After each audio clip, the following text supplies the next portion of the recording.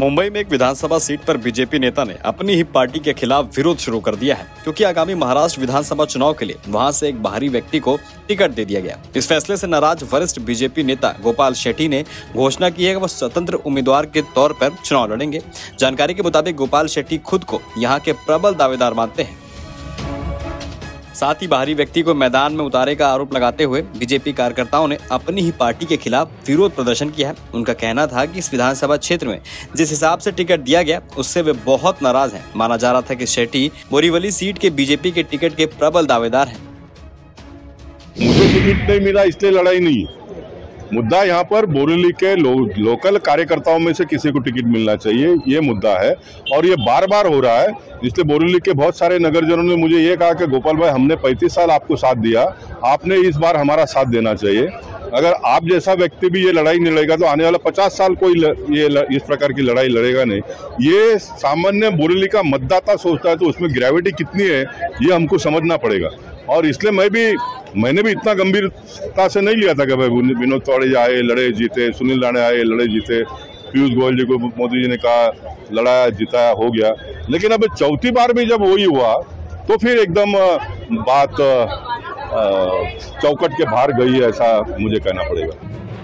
आपको बता दें कि बोरीवली से बीजेपी विधायक सुनील राणे की जगह संजय उपाध्याय को टिकट दिया गया है। वह मुंबई इकाई के महासचिव हैं। टिकट न मिलने पर भड़के शेट्टी ने कहा है, मुझे इस बात का बिल्कुल घमंड नहीं कि मैं किसी को जिता के लाता हूँ, बिल्कुल नहीं। बोरीवली का एक अपना कल्चर है। बोरीवली है भारतीय जनता पार्टी का एक मतदार संघ के रूप में विकसित हुआ है। अब बोरीवली में लोगों को ऐसा लगता है वह बोरीवली गढ़ बन गया, ऐसा नहीं है। मैं 92 में लड़ा तो कांग्रेस के सुशीला रंबे के सामने लड़कर मैं जीतकर मैं नगर सेवक बना।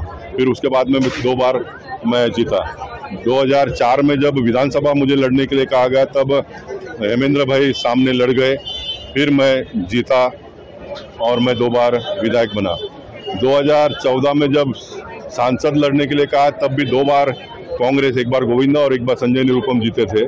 उनके सामने लड़कर जीतकर मैं सांसद बना। एक नगर सेवक के एक विधायक के हमने 2 बनाया, मैं आने के बाद में 4 हो गए। 12 नगर सेवक थे, उसको 24 तक पहुंचाने का काम पार्टी के सारे लोगों ने मिलकर किया। इसलिए इसमें सबका इन्वॉल्वमेंट है, पार्टी की पॉलिसी, पार्टी के प्रोग्राम। देवेंद्र फडणवीस जी हमारे नेता, उन्होंने महाराष्ट्र में जिस प्रकार का काम किया सारा सभी लोगों का कंट्रीब्यूशन है। 2014 में मोदी जी ने जिस प्रकार से देश को एक नया दिशा दिया, उनका एक बहुत बड़ा कंट्रीब्यूशन है। लेकिन थोड़ा सा तो हमारा भी तो कुछ तो है ना, थोड़ा सा तो है। और मैं मेरे लिए कहाँ मांग रहा हूँ कुछ, मैंने मेरे लिए कहाँ मांगा। मैं तो 2024 का चुनाव होने के बाद एक दिन भी घर पे ना बैठते हुए मैं आज भी काम कर रहा हूँ। मैं आज सवेरे मनीषा ताई चौधरी जी, प्रकाश सुर्वे जी, योगेश सागर जी, विनोद सेलार जी, इन चारों लोगों का फॉर्म भरने का काम आज दोपहर को 2 बजे तक 3 बजे तक हम लोगों ने किया, 3 बजे तक हम लोगों ने किया। और उसके बाद में जब टीवी में फ्लैश हो गया कि बोरीवली का टिकट संजय उपाध्याय जी को दिया तो सारे कार्यकर्ताओं का मैसेज का हो भावना मुझ तक पहुंची और अभी मेरे घर के सामने सब आकर धरने पे बैठने का उन्होंने तय किया। सारे लोगों ने मिलकर ये तय किया कि हमने कल अपक्ष फॉर्म भरना चाहिए और इस लड़ाई को लड़ेंगे। आपको बता दें बीजेपी ने सोमवार को महाराष्ट्र विधानसभा चुनाव के लिए 25 उम्मीदवारों की तीसरी सूची जारी की। इसमें कांग्रेस छोड़कर बीजेपी में आए 2 नेताओं और उप मुख्यमंत्री देवेंद्र फडणवीस के निजी सहायक को टिकट दिया गया है। महाराष्ट्र की 288 सदस्यीय विधानसभा के लिए बीजेपी अब तक 146 उम्मीदवारों की घोषणा कर चुकी है। राज्य में 20 नवम्बर को एक चरण में मतदान होने हैं, जबकि 23 नवम्बर को परिणामों की घोषणा की जाएगी।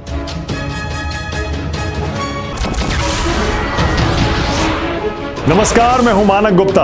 अगर आपको हमारा ये वीडियो पसंद आया हो तो इसे लाइक और शेयर जरूर करें और हां, हमें सब्सक्राइब और फॉलो करना ना भूलें ताकि आप देश और दुनिया की कोई खबर मिस ना करें। तो जुड़े रहिए हमारे साथ और देखते रहिए News 24।